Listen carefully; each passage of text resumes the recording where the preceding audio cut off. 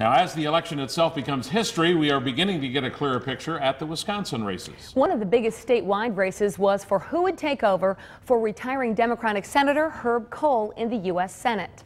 Democratic Congresswoman Tammy Baldwin edged out the Republican and former Wisconsin Governor Tommy Thompson, and that is Thompson's first ever statewide election loss.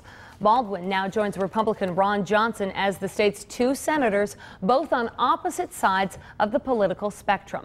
Fox 11's Bill Miston takes a closer look at how and why the race shook out the way it did.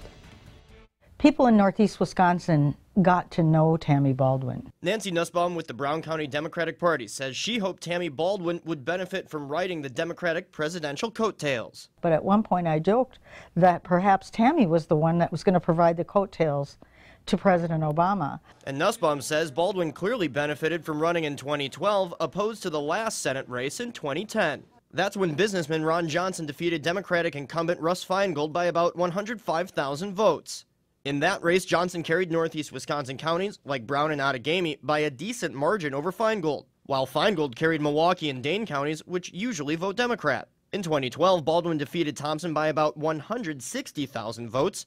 While Thompson won Brown and Outagamie counties by small margins, Baldwin received huge vote totals in Milwaukee and Dane counties. The Democratic Party had an incredible ground game. Republican campaign strategist Mark Grohl says Baldwin was helped by Thompson enduring a tough primary. I mean, they owned the airwaves for 4 weeks, and they had, I think, some very well done, well-produced ads that caused a lot of people to change their opinion about Thompson. In an interview Wednesday, Baldwin says she looks forward to working with Senator Johnson. I think one of the messages from the election yesterday was that people are rejecting gridlock.